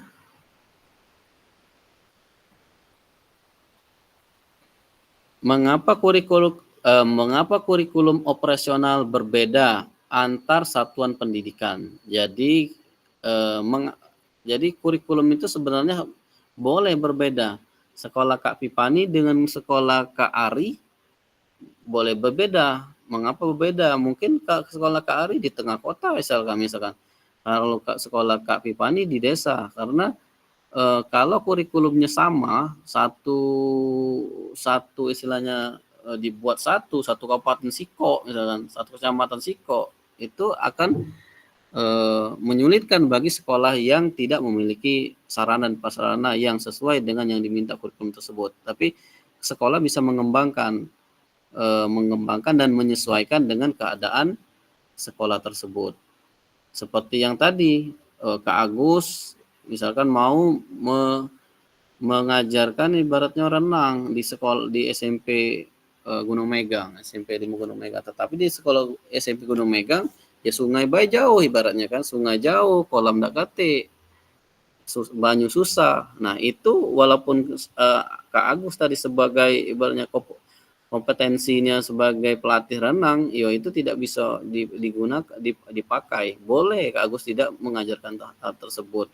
Pilih materi-materi yang memang esensial dan sesuai dengan keadaan atau ruang lingkup sekolah tersebut. Oke, kita lanjut ke mengapa kurikulum operasional berbeda antar satuan pendidikan agar bermakna. Kurikulum operasional satuan pendidikan dikembangkan sesuai dengan konteks dan kebutuhan peserta didik dan satuan pendidikannya. Ini bisa menjadi kabar gembira Bapak Ibu atau kakak-kakak dapat menyusun program yang relevan dengan kultur gerak di mana peserta didik tinggal. Jadi menyesuaikan kultur atau budaya gerak di daerah tersebut. Selanjutnya, mari berbagi cerita pada saat Bapak Ibu menyusun kurikulum PJOK. Nah, sekarang saya mau dengar kita berbagi ya. Berbagi, silakan menyampaikan pendapat. Yang pertama yaitu bagaimana Bapak dan Ibu selama ini merancang program PJOK sebagai bagian dari pengembangan kurikulum mata pelajaran PJOK. Kira-kira yang kakak-kakak lakukan, bagaimana selama ini kakak-kakak merancang program PJOK sebagai bagian dari pengembangan kurikulum mata pelajaran PJOK? Gimana? Ada yang ingin menyampaikan? Tidak ada benar dan salah ya, tidak ada benar dan salah. Kita hanya menyampaikan atau berpendapat pengalamannya bagaimana ketika kakak-kakak mengajar, dari pertama mengajar. Menurut kakak-kakak, bagaimana kakak-kakak selama ini merancang program PJOK sebagai bagian dari pengembangan kurikulum mata pelajaran PJOK? Kita tahu bahwa dari kurikulum itu yang harus kita hendakkan ada beberapa materi, ada beberapa komponen yang itu akan kita tuangkan dalam bentuk RPP segala macam. Nah, kira-kira menurut kakak-kakak bagaimana kakak-kakak merancangnya? Sudah merancang sendiri? Kalau Kak Ari gimana Kak Ari? Kalau untuk RP-nya, rencana pembelajaran, Kak Ari sudah membuat sendiri atau masih mengadopsi dari pemerintah atau dari mana? Kira-kira Kak Ari kalau merancang pembelajar PJOK? Kalau CP itu masih pakai apa namanya kan, kalau kami kan beli kayak flash disk kayak itu kan, kayak semua pembelajaran sudah ada dari CP, DTP, dari modul ajar semuanya ada di sana. Masih yang pakai yang kayak itu Kak Iman. Masih pakai kayak itu. Kemarin sempat merancang, cuman belum dirancang lagi kemarin. Sempat merancang saja. Oke. Terima kasih Kak Ari. Nah, ini Kak Agus. Kak Agus sekolah penggerak. Gimana Kak Agus? Kalau di sekolah Kak Agus SMP? Ya, baik. Kalau kami karena sering melakukan kombel, bagaimana sih merancang program PJOK itu? Pertama, kalau kami serumpun dengan guru PJOK itu, pertama kami menetapkan TP dulu, tujuan pembelajaran yang jelas. Cak Mano kita ngajarkan kepada apa sih TP kamu, uji cadangan kurikulum itu kan ditanya. Yang kedua, kami memilih materi yang jelas, materinya sesuai dengan yang TP tadi. Selanjutnya menggunakan metode apa yang kamu ajarkan. Itu kalau dari kami, itu Kak Iman. Oke, luar biasa. Terima kasih Kak Agus dan Kak Ari pertama. Yang lain gimana yang lain? Kita kasih aplaus dulu untuk dua orang ini, Kak Ari Pratama dan Kak Agus, luar biasa. Kalau Kak Ari tadi baru masih mengadopsi ya yang dari luar istilahnya ya. Tapi kalau Kak Agus sudah mulai merancang melalui kombel, luar biasa ini sekolah Kak Agus. Oke. Sekolah penggerak. Oke, yang lain gimana yang lain? Ada yang mau berpendapat atau bercerita gimana kalau menyusun program PJOK-nya gimana? Pak Jackson biasanya itu. Kak Ari merekomendasikan Kak Jeko. Kalau guru-guru blimbing ini sebenarnya ada ini ya, ada Pak Korwilnya ya, pengawas potensial yang luar biasa, Pak Merangudin, yang sangat support sepertinya di blimbing. Kalau saya sama Pak Merang itu sudah gabung di SD 20, sama-sama guru dari tahun 2017 ya. Kalau ya dengan Pak Merang itu kalau di sekolah di SD 20 duluan saya 3 bulan baru Pak Merang masuk ke SD 20. Jadi secara personal ya saya kenal. Tahu orangnya gimana. Saya juga ikut guru penggerak juga salah satunya dari motivasi dari beliau juga. Dulu ikut guru penggerak, ya apa dia guru penggerak nih. Kata Pak Merang secara ini ayo kita ini, Mam, kita melok guru penggerak katanya. Jika apa dia guru penggerak. Untuk apa guru penggerak itu? Sama baca kakak-kakak sekarang mungkin kan. Untuk apa nih yang PKG itu? Untuk apa lah guru penggerak itu? Pokoknya melok ibae. Ya sudah aja ke melok dia karena motivasi beliau juga kemarin melok. Nah, guru penggerak, dan akhirnya baru keluar permen ini, permen itu, bahwa kepala sekolah dan pengawas sekolah sekarang ini harus dari guru penggerak. Nah, kami dapat untungnya istilahnya. Dan yang dulu pada tahun 2020 pas Covid itu kami tidak tahu sama sekali tujuannya itu apa guru penggerak. Dan juga PKG juga kadang-kadang kalau di kelas saya kelas 12 ini belum ada saya dengar kakak untuk apa Kak ini PKG ini. Yang jelas ini yang pertama yang ini. Itulah baru nak tanya Kak. Nah iya. Kalau yang sementara ini Kak Vipani dan kawan-kawan atau kakak-kakak ini sementara ini untuk peningkatan kompetensi ya. Pengembangan kompetensi, peningkatan kompetensi. Belum ada istilahnya kaget kamu tuh untuk jadi ini, belum ada. Tetapi kan pemerintah ini sekarang ini penuh dengan drama-drama ya, penuh dengan kejutan-kejutan ya. Seperti kemarin guru penggerak kemarin ya, yang tahu-taunya yang guru penggerak ya sekarang sudah diangkat pengawas sekolah. Dan ya kami yang belum diangkat kepala sekolah, alhamdulillah sekarang sudah pemberkasan untuk kepala sekolah. Dan ya tidak tahu kaget kapan dan kapannya, yang jelas sudah dapat panggilan yang itu sudah masukkan berkas. Ya, intinya SIM kami tadi untuk menjadi kepala sekolah istilahnya sudah ada.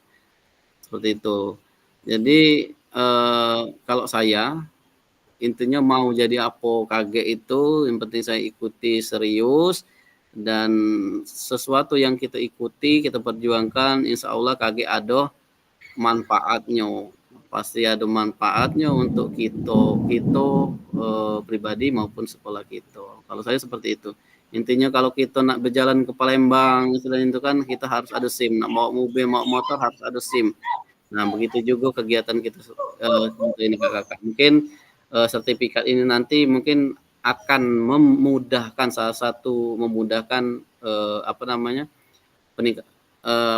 jenjang karir kakak-kakak semua mungkin seperti. Tapi saya tidak mau menjanjikan. Dari BGP juga mereka juga kalau ditanya untuk apa mereka tidak bisa menjawab. Peningkatan kompetensi katanya. Begitu sama aja dengan guru penggerak juga seperti itu. Oke. Iya, Kak Iman. Soalnya kan maksud aku tuh apalah kaget nih guna melok PKG nih. Yo, sekolahnya 3 bulan, cak wong melebihi PPG bae. PPG bae cuman dia mau sekali tetap muka kan. Kemudian cak kita nih sama cak tiap hari tetap muka nih. Bener mana nih Benar. Iya, kalau kemarin ya sedikit cerita ya sebelum kita lanjutkan. Kalau saya dulu PKG PJOK ini pas daftar itu saya juga bebarengan dengan pengajar praktek kan. Saya daftar PKG ini niat saya itu satu, saya mau belajar, mau tahu ilmunya karena kita sebagai guru PJOK sayang kalau tidak diikuti. Intinya seperti itu awalnya, nak belajar. Tapi tahu-tahunya di akhir program ya kami dikejutkan dengan yang melo ini yang lulus akan menjadi pasil. Makanya kawan-kawan juga terkejut. Ada beberapa kawan-kawan yang kemarin tidak bersedia sebenarnya, tapi karena sudah dipaksa dari dinas, tidak bersedia, dari BGP juga karena program ini katanya bukan main-main, tidak bisa kamu serta-merta tidak galak jadi pasil. Nah ujung-ujungnya kami jadi pasil. Dari yang awalnya kemarin dikatakan bahwa nanti kamu akan berbagi di MGMP, KKG. Kalau sebatas Iya benar. MGMP dan KKG saja, nah mudahlah ibaratnya kan sehari 2 hari selesai. Nah setelah dinyatakan lulus dan kami dikumpulkan, ternyata kami ini calon pasil kakak-kakak. Nah itu seluruhnya Kak seluruhnya. Iya. Yang kemarin seluruhnya Kak. Jadi kami yang ikut sebelum kakak-kakak ini ada 200 sekian, 200 berapa ya? 220 kalau tidak salah. Dan itu ada beberapa yang tidak lulus, yang lulus semuanya 202. Yang itu dijadikan pasil semua. Jadi kemarin ini itu ada. Dia tidak lulus itu apa Kak? Yang tidak lulus itu yang pertama mereka stop tengah jalan. Yang kedua ya sesuai dengan penilaian pasil kan. Iya. Kalau dari yang pertama kami sampai ke sosialisasikan kan, kalau untuk tatap muka itu kan maksimal 2 kali tidak ikut dengan keterangan yang jelas kan. Iya. Mungkin itu. Tugas-tugasnya juga kalau enggak ngumpulkan tugas-tugasnya ya gimana kita mau meluluskan istilahnya kan. Jadi sementara ini saya tidak bisa menjanjikan apapun istilahnya kan, menjanjikan apapun kepada kakak-kakak KG untuk Apo sertifikat kami ini, tetapi insya Allah suatu saat ini bakal bermanfaat untuk kita. Oke, kita lanjutkan Kak ya, nanti kita. Oke Kak Parlin, terkait ini ya, terkait materi ya Kak Parlin atau gimana? Boleh, silakan Kak Parlin. Satu lagi ya, Kak Parlin ya. Gimana Kak? Oke, karena kita ngejar ini sudah hampir ini ya. Oke, yuk, silakan Kak Parlin mau berpendapat? Kepencet kali. Kepencet lagi Kak. Oke, kita lanjutkan. Oke, silakan Kak. Kak Parlin. Oke. Yang ke lampu lu. Gimana Kak? Nenggelam nimbul. Salah Kak, terpencet. Oke, kita lanjutkan. Kalau gitu kita lanjutkan ke yang kedua. Apa saja yang selama ini kakak-kakak anggap menjadi sesuatu yang bernilai yang dipelajari murid di kelas kakak-kakak? Kira-kira yang kakak-kakak anggap bernilai apa yang dipelajari kakak-kakak? Materi apa kira-kira? Materi olahraga kah atau apa? Kira-kira apa saja yang selama ini kakak-kakak anggap menjadi sesuatu yang bernilai untuk dipelajari? Suara saya masih jelas ya? Masih jelas terdengar? Karena di sini hujan, di sini lagi hujan juga di sini. Lagi hujan. Oke, menurut kakak-kakak yang kakak-kakak anggap bernilai yang selama ini, apa saja yang selama ini kakak-kakak anggap menjadi sesuatu yang bernilai untuk dipelajari murid-murid? Ketika kakak mengajar PJOK, kira-kira yang penting itu menurut kakak apa baik yang nak diajar kira-kira? Yang itu istilahnya bisa mendukung kegiatan anak-anak baik itu di sekolah maupun di luar sekolah. Kira-kira apa yang bernilai atau yang penting untuk dipelajari anak-anak? Pokoknya main sepak bola kak, karena kami itu di lingkungan kami itu ada SSB istilahnya yang mengharuskan anak-anak itu bisa bermain sepak bola karena penting. Kalau anak-anak tidak bisa bermain bola akan malu dia kayak di lingkungan saya itu kira-kira. Atau mungkin budaya hidup sehatnya tentang bahaya narkoba sebenarnya kan? Karena di lingkungan saya tuh kak hal-hal seperti itu sudah sangat berbahaya. Makanya saya sebagai guru PJOK bertanggung jawab untuk menyampaikan materi ini. Saya anggap ini esensial, ini penting, ini jangan tidak disampaikan. Nah, seperti itu. Kira-kira menurut kakak boleh menuliskan di kolom chat. Menurut kakak-kakak yang menurut kakak-kakak bernilai yang harus dipelajari oleh murid atau murid-murid di sekolah kita. Permainan bola voli karena setiap tahun mengadakan perlombaan. Nah, seperti itu. Oke, kalau di daerah ya, kalau di daerah-daerah bola voli itu memang primadona misalnya kan, maluan kalau tidak pajak main voli ya. Berbeda dengan di kota. Kalau di kota ya sebaliknya. Intinya tuh ibaratnya kalau anak-anak ini kalau tidak bisa main voli kata Kak Pipani tadi maluan misalnya, tapi kalau dia daripada dia tidak bisa main bola basket kan, karena tidak terlalu populer di daerah kami bola basket. Nah, intinya seperti itu.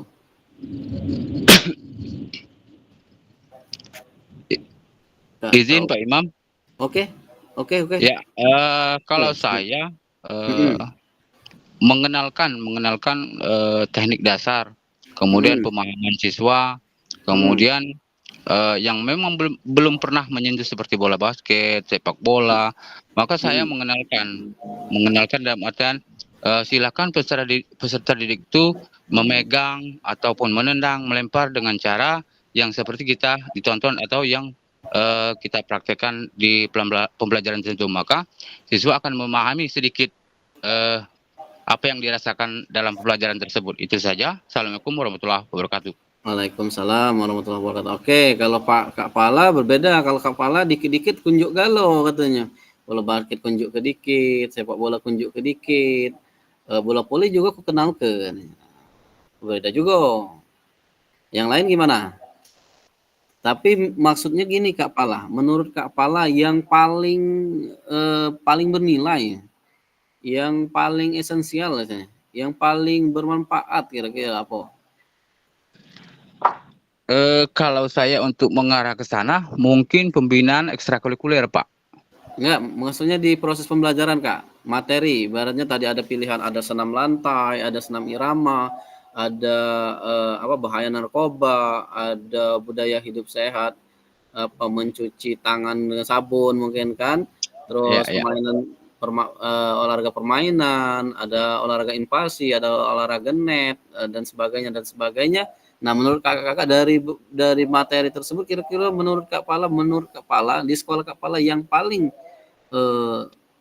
bernilai menurut Kak Pala apa? Atau semuanya bernilai semua? Gimana? Iya, Iya, kalau saya semua aktivitas bola besar, bola kecil itu ada manfaat yang memang ada nilainya itu, Pak. Oke, terima kasih. Oke, Kak Pala, terima kasih pendapatnya. Saya bacakan dulu di Kak Okprani Arista. Menurut saya lebih ke permainan bergu karena nilai-nilai yang ada di permainan bergu bisa menanamkan sportivitas, kerjasama, kekompakan. Oke, bagus. Kalau Kak Dika bermain sepak bola yang bernilai harus sikap sportivitas, menghargai lawan dan sikap fair play. Oke. Terus Kak Taufik melihat siswa bisa melakukan apa yang kita ajarkan dalam pembelajaran Kak dan juga keceriaan siswa saat mengikuti belajar PJOK. Oke.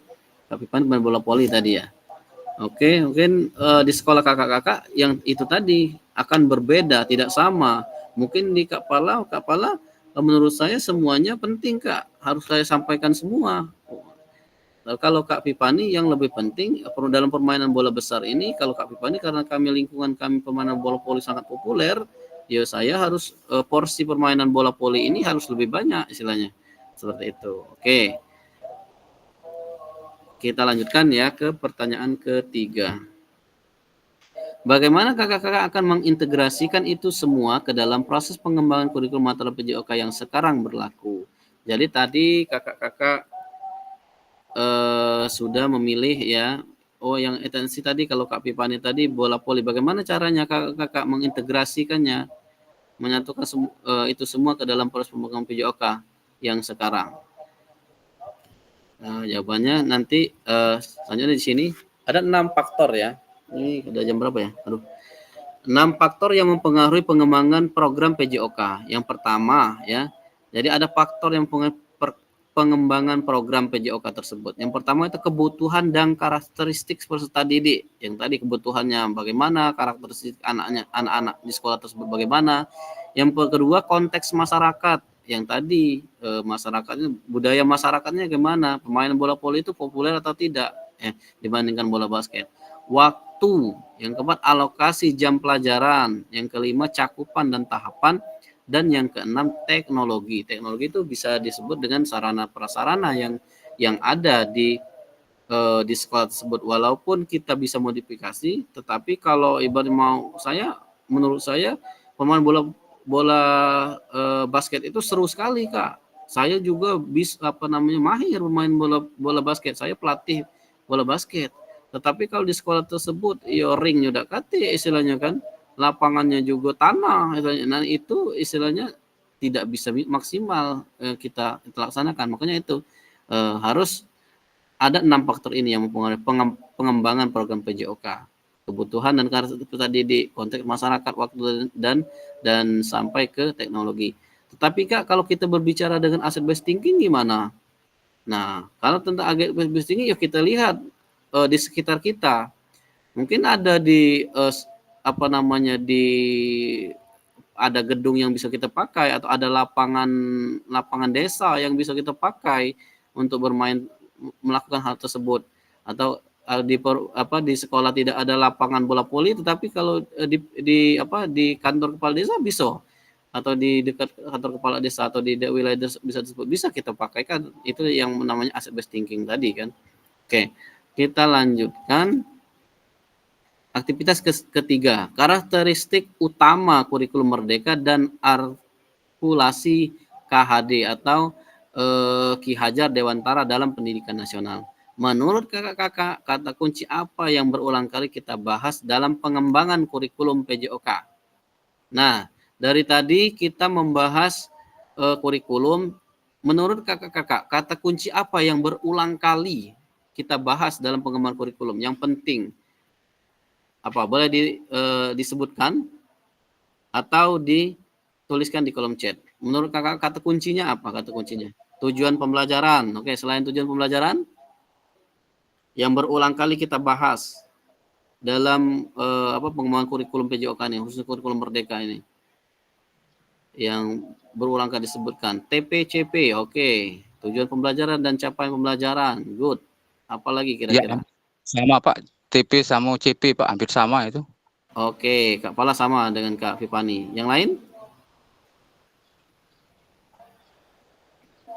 Oke, kita lihat ya.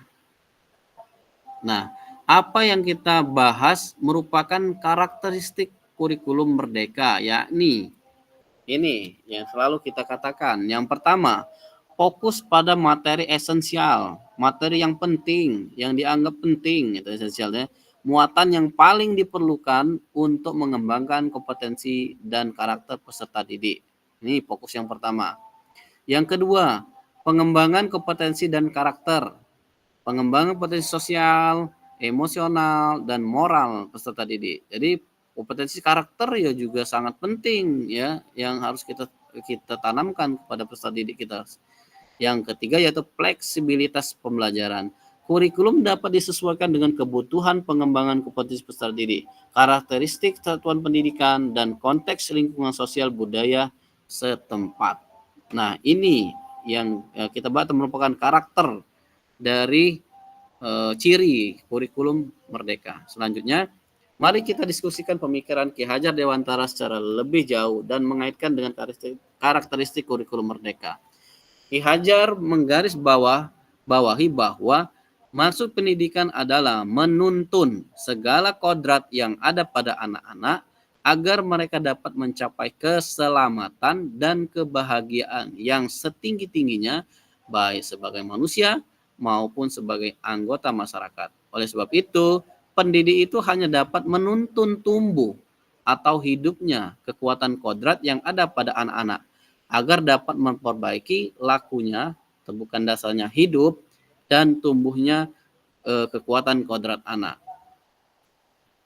Nah, jadi menurut Ki Hajar, kita ini sebagai pendidik itu menuntun segala kodrat yang pada anak, dan juga pendidik itu dapat menuntun tumbuh dan kembangnya kodrat tersebut. Selanjutnya pada sesi akhir ini, Bapak Ibu, peserta dapat memahami 3 karakteristik utama kurikulum merdeka serta keterkaitan dengan prinsip pemikiran Ki Hajar Dewantara.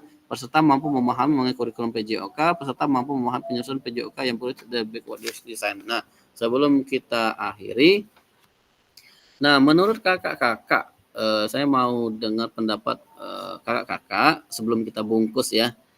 Jadi ada suatu pemikiran dari Ki Hajar Dewantara, Bapak ini ya, pendidikan kita, Ki Hajar Dewantara ya.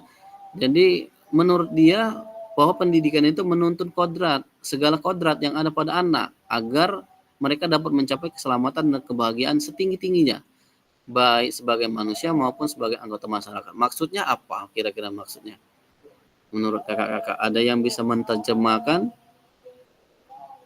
menurut pemikiran Ki Hajar Dewantara ini? Menuntun segala kodrat pada anak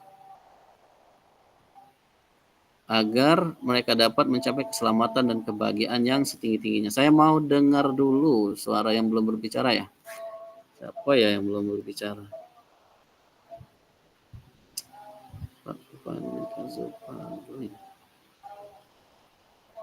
Kak Hendriansa, ada Kak Hendriansa? Kak Hendriansa? Tidak ada ya? Kak Hendri? Masih apa lagi sholat asar kalau ya? Kak Hendri, ada Kak Hendri? Nah, jadi menurut Ki Hajar Dewantara, menurut Ki Hajar menuntun segala kodrat yang ada pada anak-anak agar mereka dapat mencapai keselamatan, kebahagiaan yang setinggi-tingginya, baik sebagai manusia maupun sebagai anggota masyarakat. Jadi kita itu mengarahkan, memfasilitasi anak-anak sesuai dengan kodratnya. Kodrat itu kodrat itu asal mereka. Jadi anak-anak itu ada ciri masing-masing, ada karakter masing-masing yang itu harus kita fasilitasi, Jadi kita tidak bisa istilahnya seperti ini. Kalau dari pemikiran KHD itu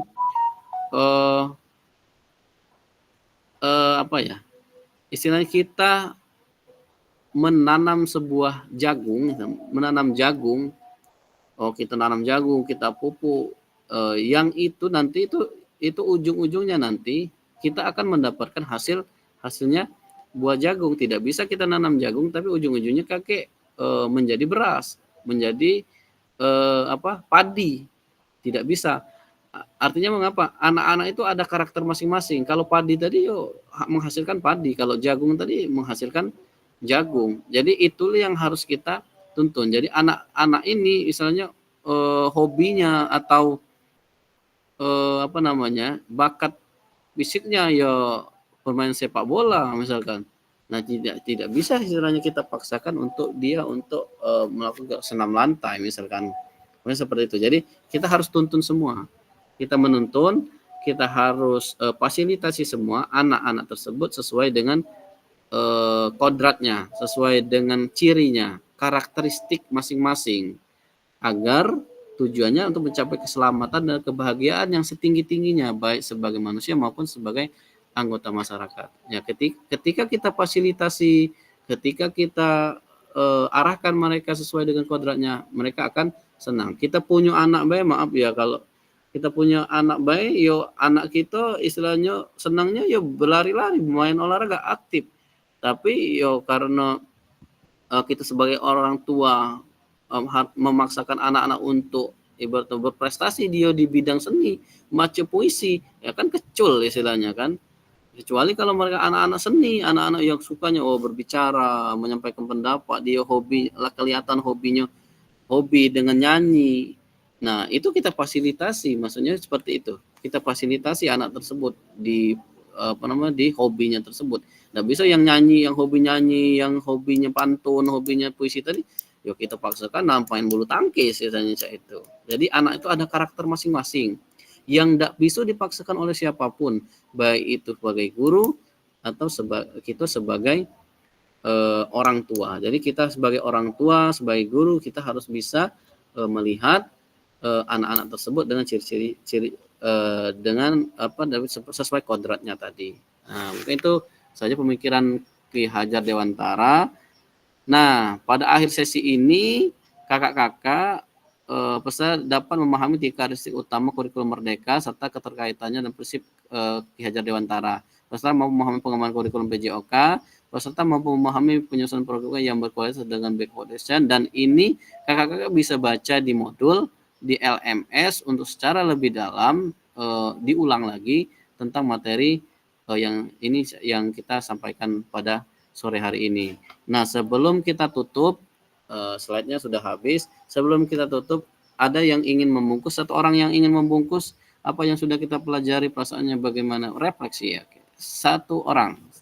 Kalau tidak ada yang angkat tangan, saya akan menunjuk supaya kita cepat hadu-hadu ya. Oke, saya mau dengar dari tadi Kak ini ya, mana Kak? Ya, siapa nih yang angkat tangan?